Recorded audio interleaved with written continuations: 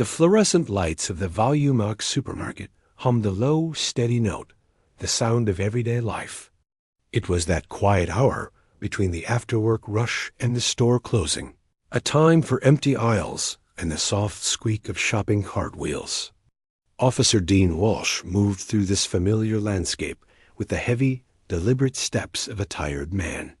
He was still in his full uniform, the dark blue fabric slightly creased from a long shift, the tools of his trade radio, handcuffs, firearm still strapped to his belt. He'd meant to go straight home, but the empty fridge had forced this detour. His cart was a sad collection of a bachelor's quick meal, frozen dinners, a loaf of bread, a carton of eggs. His mind, however, wasn't on food. It was circling a single irritating point like a drain. A formal complaint. A citizen, during a traffic stop last week, had accused him of being overly aggressive and verbally threatening. The words from his lieutenant that afternoon played on a loop in his head. "We have to document this, Dean. It's a process. Just write your statement." Process. Paperwork. Politics. That's what policing had become, he thought. His jaw tightened. 15 years on the job, countless dangerous calls, and one person having a bad day could put a black mark on your file. The unfairness of it sat in his gut like a stone. He turned into the wide, bright aisle of the produce section, the sharp smell of citrus and damp earth hitting him. He was reaching for a plastic bag to put some apples in when he saw the man. The man was about 40, with a lean, athletic build that showed even under a simple gray sweatshirt. He was examining a bunch of bananas with a faint frown, as if they held the answer to a difficult question. Something about him made Walsh pause. The way he stood perfectly balanced, his head up, his eyes periodically scanning the aisle without moving his head. It wasn't the casual glance of a shopper looking for cereal. It was an assessment. A habit, Walsh's own habits, drilled into him by years on patrol, kicked in. He pretended to study the apples, letting his gaze slide over the man. Clean-shaven, short hair, hands that looked strong. Then he saw it. As the man reached for the bananas, the right side of his sweatshirt lifted just enough. There was a black polymer holster clipped to his hip. The handle of a pistol was clearly visible. A jolt, sharp and electric, went through Walsh. His fatigue and frustration evaporated, replaced by a familiar, cold focus. An armed man. In his supermarket. The man's posture, his awareness, the concealed weapon, it all clicked into a story Walsh's brain was already writing. This wasn't a shopper. This was a player. Maybe a burglar casing the place. Maybe a drug dealer. Maybe worse. He felt a surge of something that was part duty, part something darker a need to prove he was right, that his instincts, the very ones under review, were infallible. He lost interest in the apples. His mission shifted. He pushed his cart slowly, casually, keeping the man in view. The man moved from produce to the dairy coolers at the back of the store. Walsh followed, maintaining distance. He watched as the man picked up a gallon of milk, then a block of cheese, his movements efficient, economical. But to Walsh, every move seemed practiced, deliberate, part of an act. The man turned down the long central aisle, the one with pasta, canned soups, and baking supplies. It was less busy here. A good place. Walsh's heart began a steady, heavy drum against his ribs. He abandoned his cart near a pyramid of tomato sauce cans. The weight of his own gun on his hip felt comforting, solid, an anchor in the sudden current of the situation. He closed the distance. His police training screamed a procedure. Observe, plan, call for backup if possible, then make contact from a position of advantage. But the white noise of his anger from the complaint, the deep-seated belief that he knew a criminal when he saw one, drowned out the protocol. This was his chance to do something real, to cut through the bureaucracy with direct action. He stepped into the man's path near the end of the aisle. where the rice cakes and granola bars were stacked. The man looked up, his expression neutral, questioning. "Police," Walsh said, his voice harder and louder than he intended in the quiet aisle. It wasn't a greeting. It was a challenge. The man stopped. He didn't startle. He simply stopped, his hands still at his sides, holding the gallon of milk. His eyes met Walsh's, and there was no fear in them. Just a calm, appraising look. "Can I help you, officer?" he asked. His voice was even quiet. That calmness felt like an insult to Walsh. It wasn't the reaction of a normal citizen. It was the control of someone who was used to pressure. "I said, don't move," Walsh repeated, his hand moving to rest on the butt of his own holstered pistol. The man's eyes flickered down to Walsh's hand, then back to his face. A slight, almost imperceptible tension entered his shoulders. He slowly placed the milk on the floor. "Okay," he said, his voice still measured. "I'm not moving." "What's this about?" Walsh's gaze was locked on the spot where the man's sweatshirt covered the gun. "I know you're armed. You want to tell me why you're carrying a weapon in a supermarket?" For the first time, the man's expression changed. A hint of understanding, followed by what might have been a trace of exasperation. He gave a small, slow nod. "I am armed, yes. I have a right to be. I'm also a federal agent. My identification is in my back pocket." The words hung in the air. Federal agent. Walsh heard them, but they didn't penetrate. They sounded like a lie, a classic line from a cornered suspect trying to talk his way out. A real agent would have announced it immediately, wouldn't he? This guy was too cool, too ready. It felt like a performance. "A federal agent," Walsh said, his voice dripping with disbelief. "Yeah, and I'm the police chief. You're not moving until I say so. Keep your hands where I can see them." He took a half-step forward, his own posture aggressive, confrontational. The two men stood 3 feet apart, a gulf of misunderstanding and rising tension between them. A few other shoppers had noticed now. An elderly woman at the far end of the aisle froze, her hand hovering over a can of soup. A young couple with a toddler in their cart quickly reversed course, whispering urgently to each other. The man with the milk saw them. He saw the fear spreading. He looked back at Walsh, and his calm demeanor hardened into something more formal, more commanding. "Officer," he said, the word crisp. "You need to de-escalate this situation. Right now. I am going to very slowly reach for my credentials." "Don't you reach for anything," Walsh barked. The command echoed off the tiled floor and metal shelves.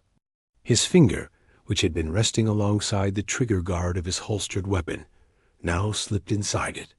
It was a small movement, but a profound one. The threat level had just skyrocketed. The man saw it. His eyes narrowed. He stopped all movement, his hands open and visible at his sides. The pretense of the casual shopper was completely gone now. He was standing like a soldier at attention, every muscle controlled, his focus entirely on the agitated police officer in front of him. "Last chance," Walsh said, the words grinding out. "On the ground, now." The man didn't look at the floor.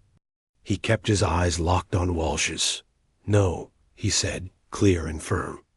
"I am not getting on the ground. You are making a serious mistake. You have a gun pointed at a sworn federal officer. Think about your next move. Very carefully." But Walsh wasn't thinking. He was reacting. The defiance was the final straw. In one fluid, terrible motion, he drew his service pistol from its holster and brought it up, leveling the barrel directly at the center of the other man's chest. The world in the pasta aisle shrank to the space between the two men. The hum of the lights became a roar. The elderly woman dropped her can of soup with a clatter that sounded like a gunshot. The man with the milk, the federal agent, didn't flinch. He just stood there, unarmed, with a police officer's gun aimed at his heart. And in that silent, horrifying second, both men knew there was no easy way back from this moment. The routine was utterly, completely gone. The world became very small and very loud. The only thing Officer Dean Walsh could see was the man in the gray sweatshirt standing at the wrong end of his gun. The only sounds were the frantic thumping of his own heart in his ears and the low, electric hum of the supermarket lights overhead. Everything else, the smell of cleaning fluid and bread, the chill from the dairy case, the other people in the store melted away. There was just the target and the weapon in his hand. The man didn't raise his hands in the classic surrender pose. He didn't cry or beg. He kept his hands open and visible at his sides, but his posture straightened into something rigid and professional. His face, which had been calm, was now set like stone. His eyes, locked on Walsh's, were no longer questioning. They were hard, calculating, and intensely focused. He was reading Walsh, studying every tiny shake of the gun, every flicker in his eyes. "You have one chance to fix this," the man said. His voice was clipped, clear, and carried an authority that cut through the panic in Walsh's head. It was not the voice of a scared criminal. It was the voice of someone used to giving orders in dangerous places. "You will lower your weapon. You will holster it. Then we will talk like professionals. Do it now." The command in the man's tone sparked a flash of rage in Walsh. This guy, this suspect, was giving him orders? In his town? In his supermarket? The man's calmness felt like a direct attack, a challenge to his control. Walsh's finger tightened on the trigger. Not enough to fire, but enough to feel the cold metal resistance. "The only order given here is by me." Walsh's voice was a harsh bark, tight with stress. "On your knees. Hands behind your head. Last warning." A movement to the left. Walsh's eyes flickered for a fraction of a second. The elderly woman who had dropped the soup can was staring, her hand over her mouth, her body trembling. The young couple were crouched behind their cart at the end of the aisle, the mother's arm wrapped tightly around her toddler, pulling him down. They were all witnesses. They were all in the line of fire. The reality of that, the collateral damage hit a small, still sensible part of Walsh's brain, and it terrified him. But the terror only made him angrier, more desperate to end the standoff he had created. "You see them?" Walsh hissed at the man, gesturing slightly with the gun toward the family. "You want their blood on your hands? Get on the ground." The man in the sweatshirt didn't even glance at the shoppers. His focus on Walsh was absolute. "The only danger to them is you," he stated, his voice low and deadly serious. "You have the gun, officer. You are the only one who can hurt anyone here. Now think, before you do something you and everyone here will regret for the rest of their lives." The words were like ice water. They were true, and a part of Walsh knew it. The gun felt suddenly heavy and alien in his hand. He was trained for this. He had pointed his weapon at people before, but those were in alleys at night, during drug raids, with backup screaming in. This was under the bright, sickly light of Volumax, with the sound of soft music coming from the ceiling speakers. This was wrong. A creeping, cold doubt began to seep into the edges of his certainty. Sweat trickled down his temple. His arm was starting to ache from holding the pose. The man just stood there, a statue of defiance. He hadn't moved an inch since the gun was drawn. He was waiting.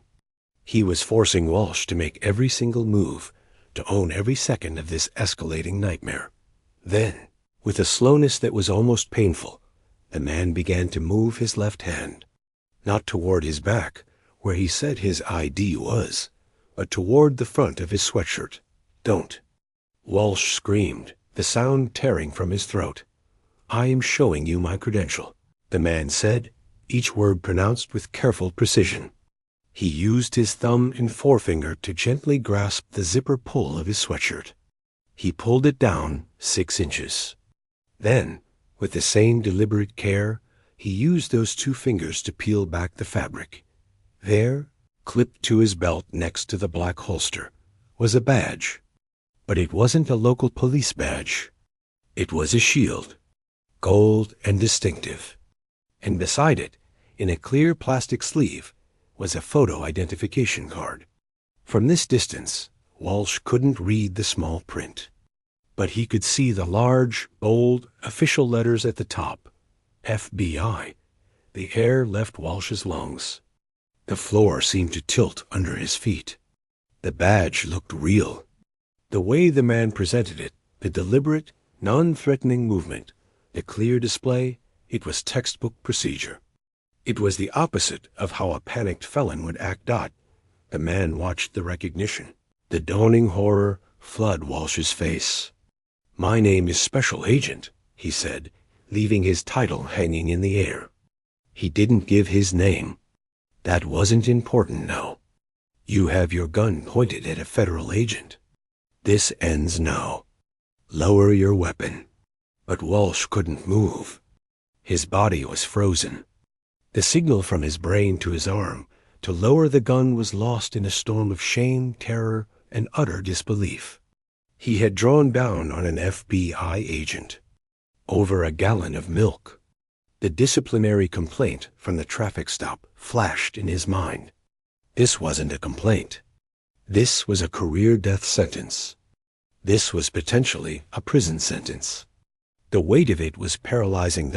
Seeing his hesitation, the agent's expression shifted. A hint of urgent concern broke through the stony calm. He saw a police officer in the grip of catastrophic shock, a finger still on a trigger. This was now the most dangerous moment of all. "Officer," the agent said, his voice changing, becoming less commanding and more persuasive, like a negotiator, talking someone off a ledge. "Look at me. Just at me. My hands are empty.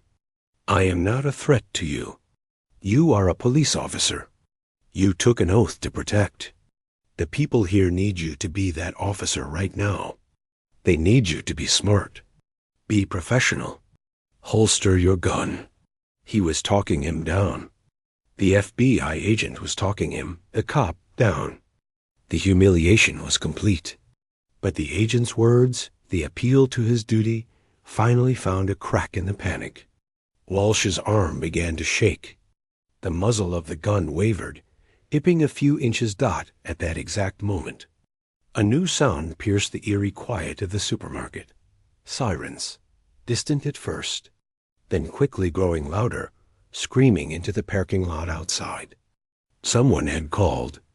The manager, a shopper, someone.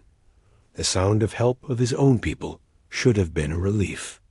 But for Walsh, it was the final hammer blow. It meant witnesses, body cameras from the arriving officers, supervisors, official reports. There was no hiding this, no explaining it away. The sirens wailed, and they sounded like an alarm for the end of his life as he knew it. His eyes, wide with a trapped animal fear, flicked from the agent's badge to his face. The agent gave a single, slow nod. "It's over," the agent said quietly. "Make the right choice. For everyone." Walsh's arm dropped.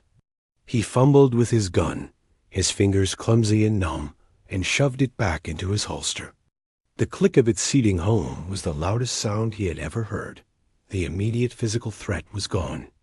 But as the first 2 uniformed officers from his own department rushed into the aisle, their own hands on their weapons, their faces alert and confused, Walsh knew the real trouble was just beginning. He stood there, empty-handed, in front of the armed federal agent he had just held at gunpoint, and waited for his world to fall apart. The 2 patrol officers who burst into the aisle moved with the trained urgency of a call for officer in trouble. Their guns were out, but held low, pointed at the floor, their eyes sweeping the scene in frantic, quick snaps. They saw their colleague, Officer Walsh, standing stiffly, his face pale and slick with sweat. They saw the shoppers, the terrified elderly woman, the family huddled behind their cart. And they saw the man in the gray sweatshirt, hands now slightly raised, his posture radiating a calm that felt completely out of place. The lead officer, a sergeant with a thick mustache and sharp eyes, focused on the man. The threat assessment was automatic. Unknown male, clothing could conceal anything, hands empty, but position ambiguous. "Police, let me see your hands." The sergeant boomed, his voice filling the space Walsh's had just vacated. The man in the sweatshirt didn't startle. He slowly turned his palms fully forward. "My identification is on my right hip," he said, his voice calm but loud enough to carry. "I am a federal agent." The words landed differently on the sergeant. He heard the tone, saw the posture. He also saw the genuine gut-wrenching fear on the faces of the civilians. This wasn't a standard holdup. He gave a sharp hand signal to his partner, who immediately moved to usher the shaken shoppers out of the aisle, speaking to them in low, reassuring tones. "Keep your hands right there," the sergeant said, advancing carefully. His eyes never left the man's hands as he closed the distance. When he was a few feet away, his gaze dropped to the man's hip. He saw the gold shield, the FBI ID card. He leaned in slightly, just enough to read the name and the seal. His own posture changed instantly. The aggressive readiness melted into something stiff, formal, and deeply concerned. He holstered his own weapon and took a step back. He turned to look at Walsh, who was just standing there, looking at the floor. The sergeant's face was a mix of confusion and dawning anger. "Walsh, what is going on?" Before Walsh could mumble a reply, the federal agent spoke again, his hands still up. "Sergeant, I was shopping. Your officer confronted me, believed I was armed unlawfully, and escalated to drawing his service weapon on me. I identified myself as a federal agent multiple times during the encounter." The agent's report was clinical, devoid of emotion and devastating. Every word was a nail. The sergeant closed his eyes for a brief second, a man feeling a headache of monumental proportions coming on. He nodded to the agent. "Sir, you can lower your hands. I am Sergeant Miller. I need to understand this situation." More officers were arriving now, their boots clicking on the linoleum. The store manager, a nervous man in a short-sleeved dress shirt, was wringing his hands near the bakery. The supermarket was being sealed off, becoming a crime scene. But the crime wasn't clear yet. The FBI agent finally lowered his hands. He didn't relax. He looked at Sergeant Miller. "There are multiple witnesses. There is also likely surveillance video. My weapon is secured in my holster. I will not touch it until this is resolved. I need to contact my office." "Of course," Miller said, his voice tight. He turned to a younger officer. "Get the store manager. We need that video footage secured right now. And get statements from everyone in this aisle." He then looked back at Walsh. "Dean, talk to me. Now." Walsh seemed to wake up from a trance. He looked at his sergeant, his friend of 10 years, and saw not an ally, but a superior whose career was also now on the line because of him.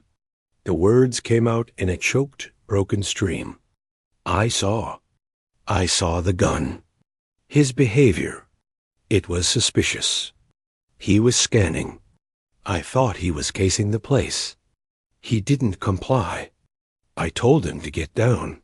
"He told you he was FBI," the agent interjected, not angrily, but with the firm clarity of someone correcting the record. "Before you ever drew your weapon.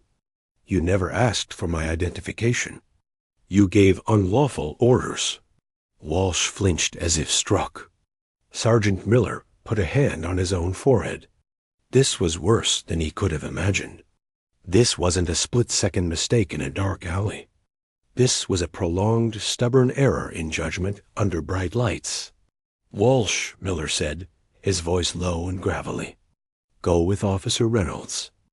Sit in the back of his car. Do not talk to anyone. Do not say a word. Do you understand me? It was the tone you used with the suspect. Walsh heard it. He nodded, a hollow, broken movement, and allowed the young officer to guide him by the elbow out of the aisle, past the staring eyes of his fellow officers. The walk felt a mile long. With Walsh removed, the atmosphere changed, but it was no less tense. Sergeant Miller turned his full attention to the agent. "Sir, on behalf of the department, I apologize for what has happened here. This is unacceptable. Can you walk me through it from your arrival in the store?" The agent agreed. He gave a concise, detailed account. Picking bananas. Noticing an officer staring.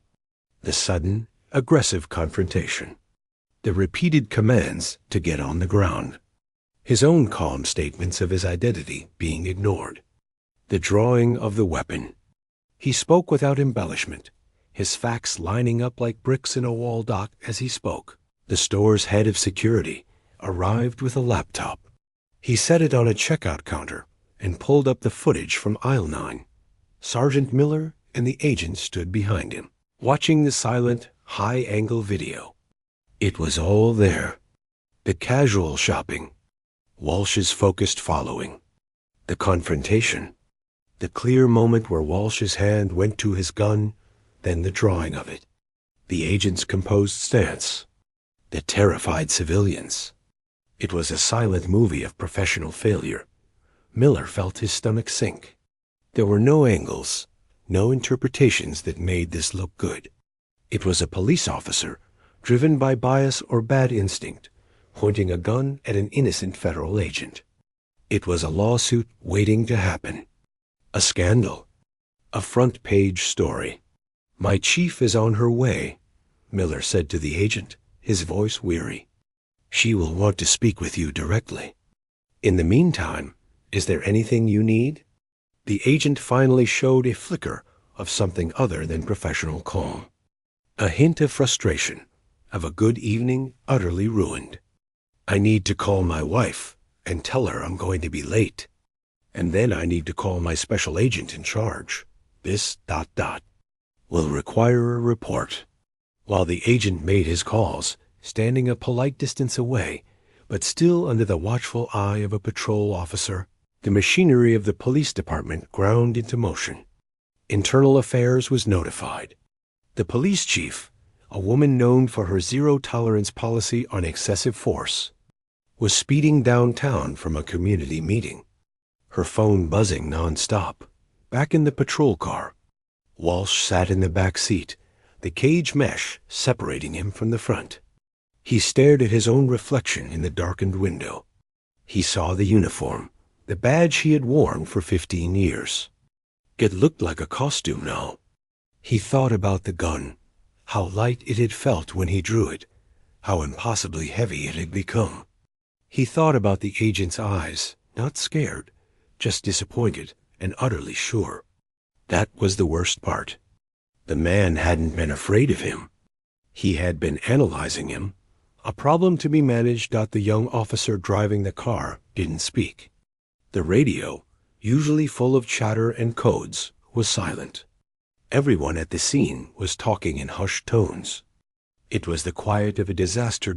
At the scene, the FBI agent finished his calls. He walked back over to Sergeant Miller, handing him a business card from his wallet. "My direct line and my SAC's office number. I've given my preliminary statement. I will cooperate fully, but any further discussion will likely involve our Office of Professional Responsibility and your internal affairs. I should go to your station to wait for the chief." Miller nodded. It was all procedure now. Cold, hard, unforgiving procedure.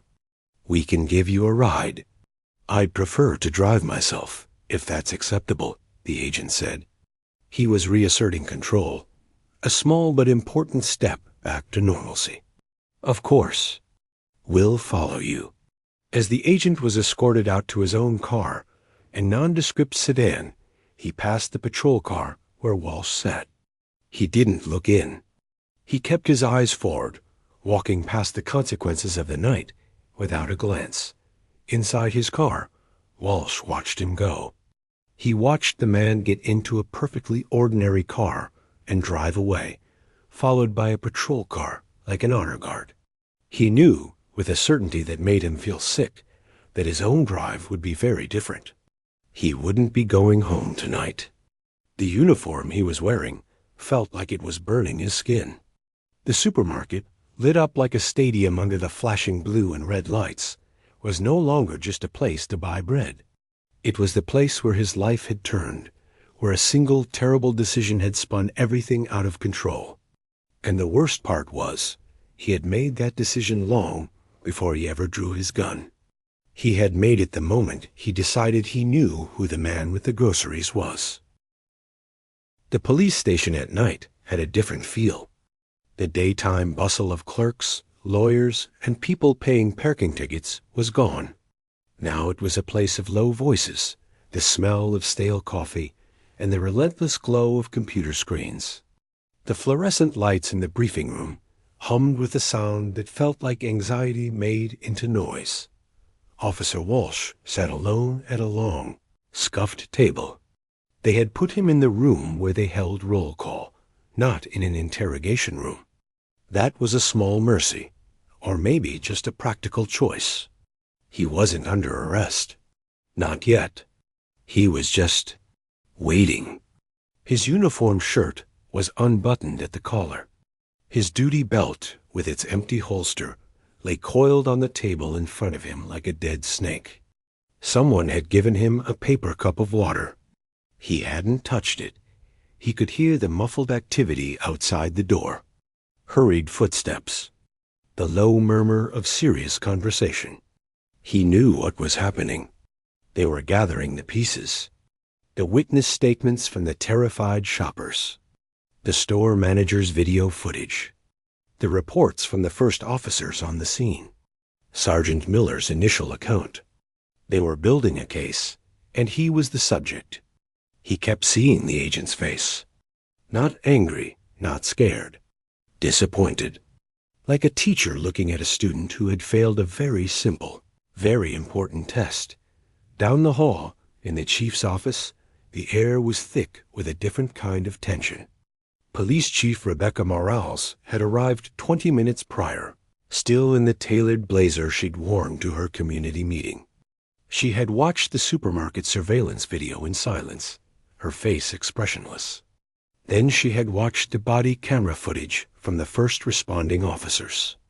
She saw Walsh, gun drawn, aimed at a calm man showing an FBI badge. She saw the fear on the civilians' faces. She listened to the agent's cool, professional statement to Sergeant Miller. She didn't yell. She didn't sigh. She just sat back in her chair, her fingers steepled under her chin. On her desk was Walsh's personnel file. It was thicker than it should have been. A few commendations for bravery, buried under a stack of counseling forms, 2 previous suspensions for confrontational behavior, and the most recent, the pending complaint from the traffic stop. The file told a story of a good cop who had slowly curdled into a liability, a man whose instincts had been poisoned by bitterness and a sense of being under attack. "Where is he?" she asked finally, her voice flat. In the roll call room, "Chief," Sergeant Miller said, standing stiffly before her desk. "And the agent?" "In interview room B. He's spoken to his superiors. He's waiting to speak with you." She gave a single, sharp nod. "Get the union president on the phone. Tell him to get down here. Then bring me Walsh." A few minutes later, the door to the briefing room opened. It wasn't a fellow officer. It was a lieutenant from Internal Affairs, a man with a grim, unreadable face. "The chief wants to see you, Dean." Walsh stood up, his body feeling stiff and old. He followed the lieutenant through the bullpen. Every officer at their desk avoided looking at him. It was a wall of averted eyes. The silence as he passed was louder than any accusation. He was already a ghost in his own department. Chief Morales's office was neat and imposing. Awards on the wall, photos of her with community leaders. She was standing behind her desk, looking out the darkened window. She didn't turn around when he entered. Sergeant Miller and the Internal Affairs Lieutenant stood near the door. "Close the door," she said. A click of the latch was final. She turned then. She looked at him, not with rage, but with a cold, profound fatigue. She pointed to the chair in front of her desk. "Sit." He sat. He couldn't meet her eyes. He looked at a framed photo on her desk of her kids instead. "I just watched a video of one of my officers draw his weapon on a federal agent in a crowded supermarket," she began, her voice quiet but clear in the still room. "I listened to that agent explain how he identified himself and was ignored. I saw the faces of the people hiding behind their grocery cart. Explain it to me, Dean. Make me understand what I saw." Walsh's mouth was dry.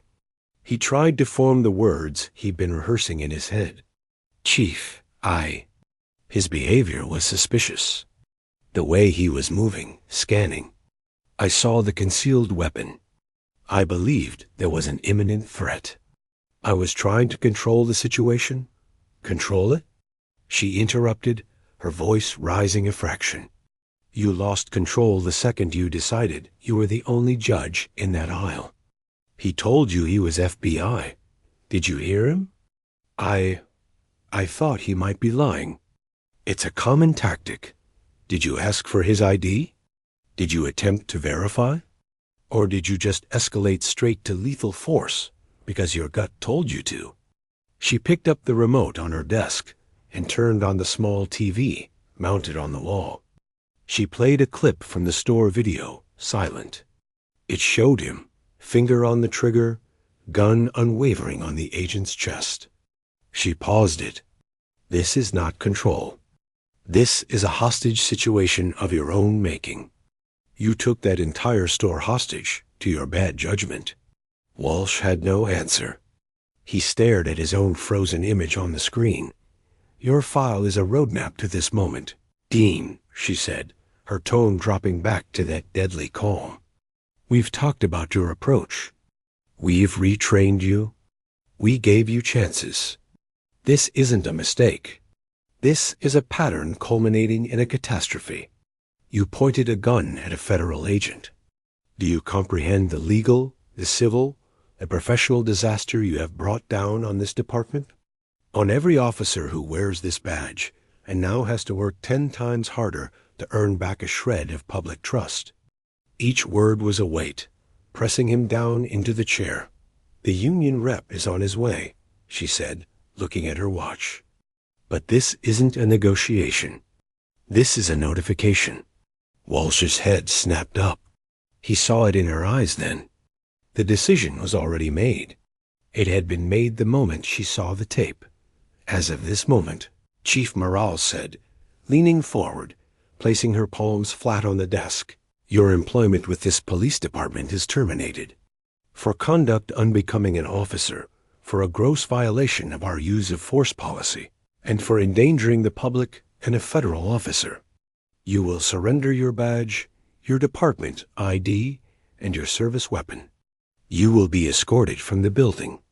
The words hung in the air, so big and final they seemed to suck all the sound out of the room.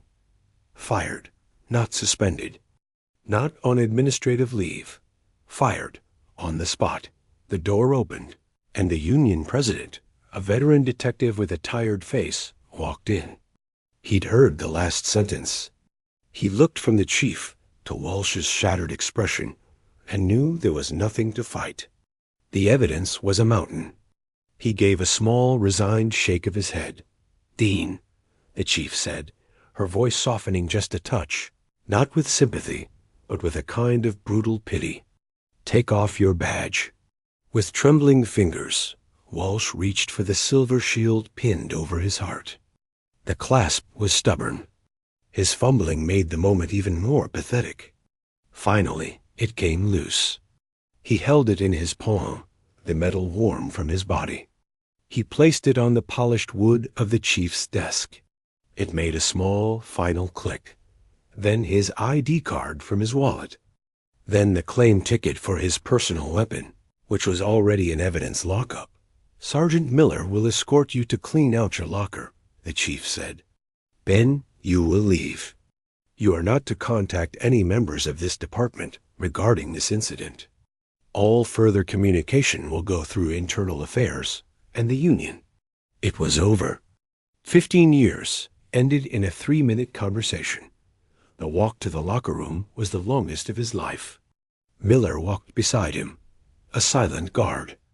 The few night shift officers they passed found something suddenly fascinating on the floor or the ceiling. In the locker room, it was empty. Walsh opened his narrow locker. A spare uniform, a deodorant stick, a photo of his dog. He stuffed it all into a plastic grocery bag from under the sink.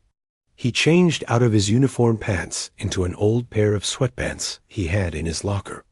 He looked like what he now was, a civilian, dressed sloppily, carrying his life in a cheap bag.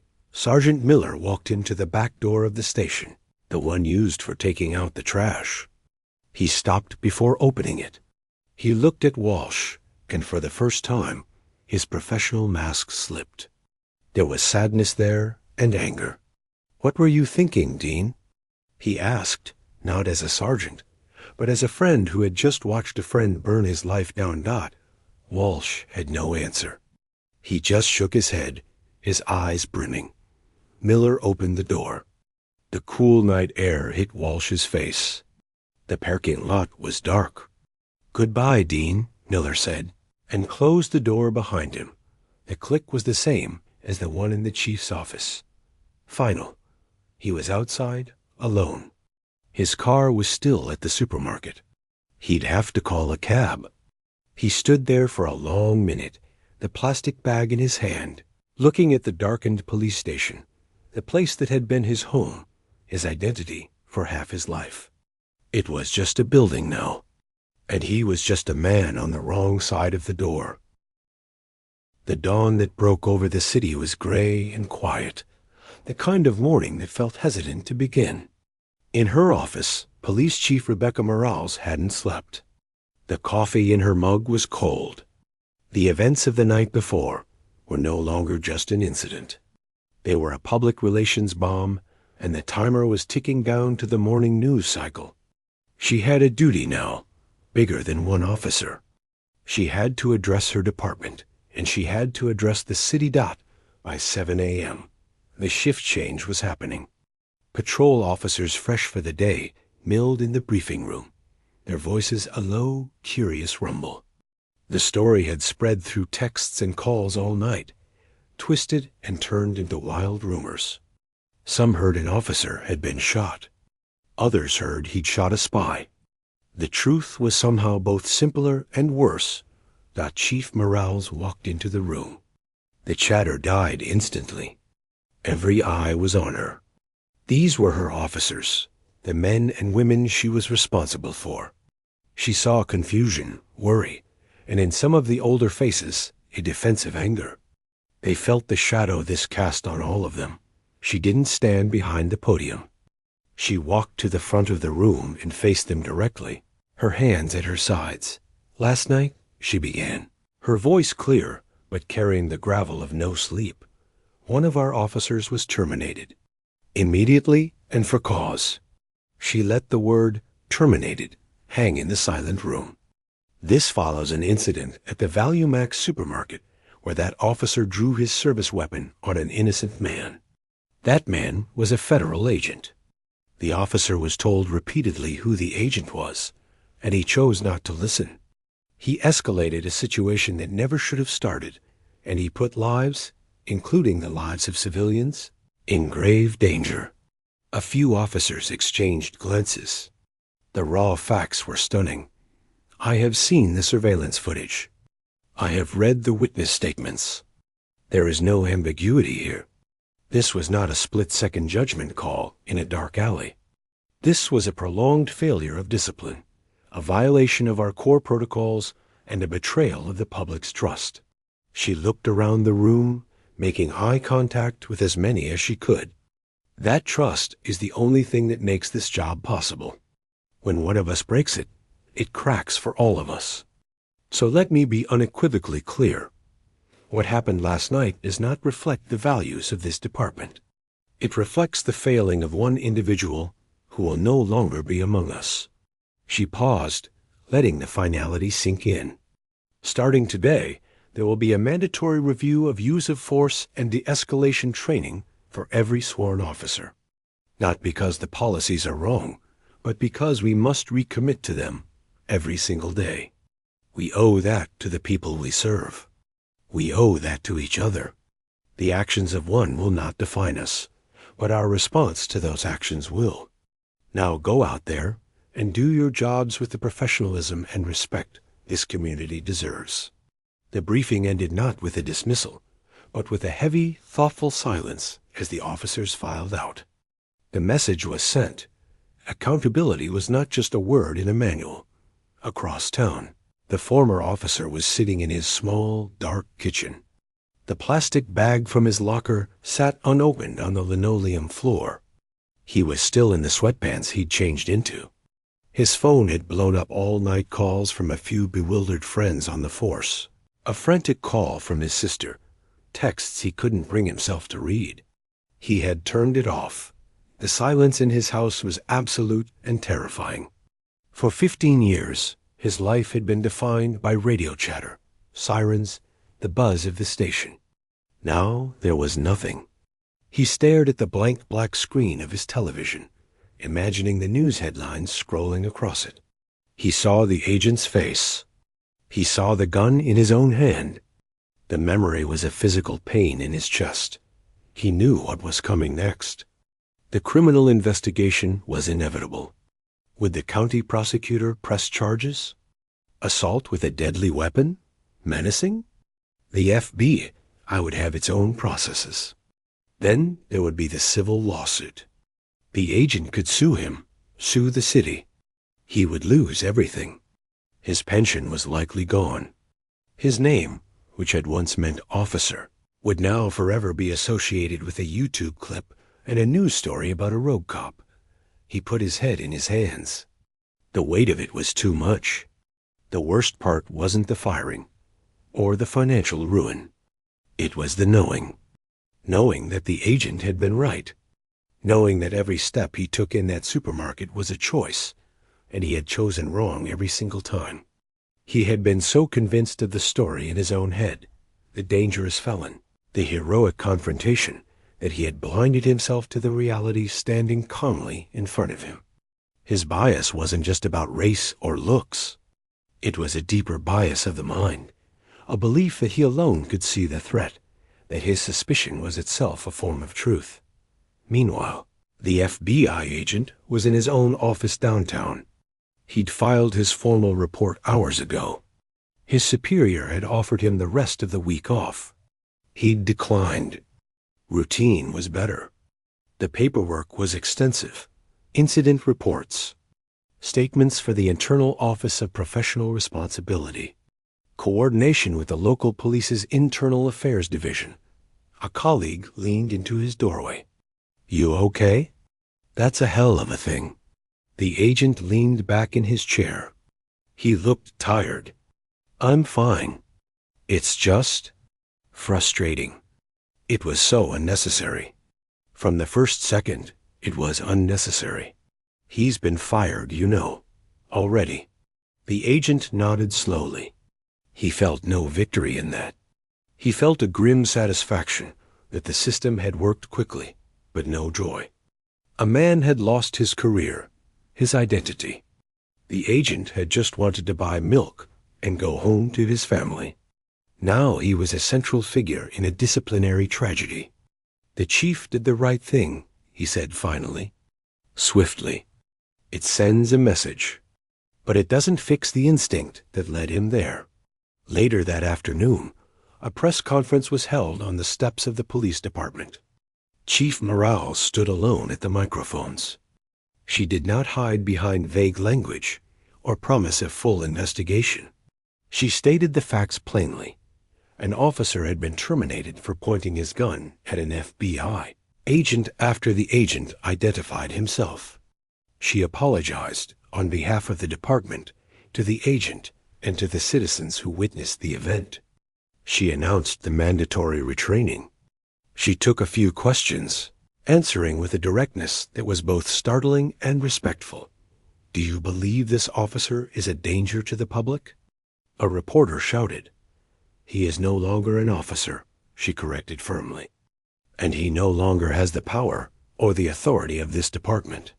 The legal process will determine any next steps.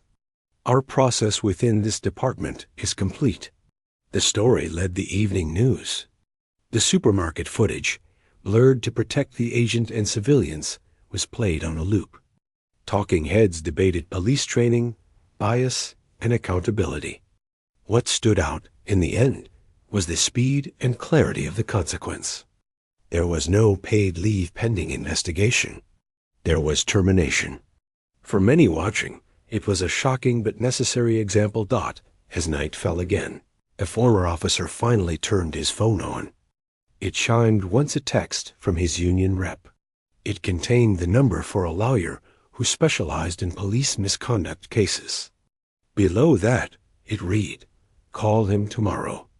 And call me if you need to talk." He didn't call. He sat in the growing dark. His future was a vast, empty space. He would have to find a new way to live, a new name for himself that wasn't tied to a badge. The journey would be hard, marked by legal battles and public shame. But for the city, and for the police department, the message of that single day was carved in stone. The badge was not a shield for poor judgment. The power to carry a gun and make life or death decisions came with a price, the absolute requirement of sound judgment, and the certainty that failing to use it would bring not protection, but the most severe professional consequences imaginable. The story of the supermarket aisle became a cautionary tale, a modern parable about the cost of a single prideful mistake and the system that, for once, did not look away.